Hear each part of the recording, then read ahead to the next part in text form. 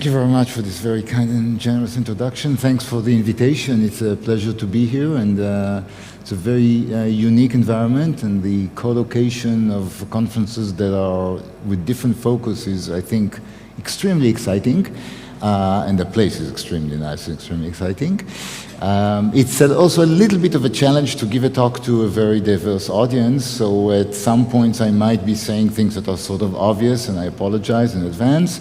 If I'm a little bit unclear on some issues, don't hesitate to stop me. So this is a kind of a generalist talk. I'll try to say what it is. Let's see if I know. Yeah. So the question that I want to talk about today is whether rationality implies Bayesianism. I will have to define the terms, but I'll just say up front that most economic theorists, most of my friends and colleagues would say, yes, of course, what's the question? And I'm trying to challenge that. For that, I'll need to just define the terms a little bit better, in particular the term rationality, and I'll warn you ahead of time that my definition is going to be different than the standard. Try to explain what I mean by Bayesianism. I think there's less disagreement about that. I'll talk a little bit about the history of the ideas there.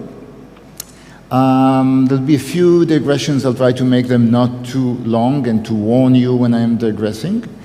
And finally, I'll try to say why it matters, okay? Because at some point, the talk might seem a little bit like a talk in history of ideas or something, which is something I think most of us enjoy, but you could ask me, okay, but after all, you know, you're supposed to be an economist or something, and who cares?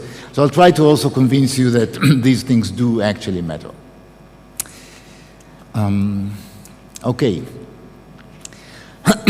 So what's rationality? In the older times, and if you go back to 17th, 18th century, philosophers did not shy away from saying what should rational man, capital M, of course not rational person, what rational man should do, and rational man had to do this and that, and philosophers felt that this was fair play for them to say what is the right thing to do, what is rationality.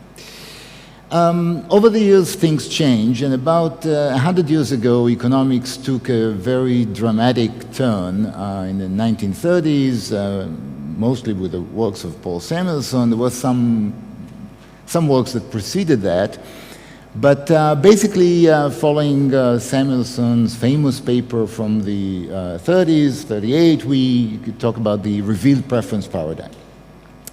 And this idea is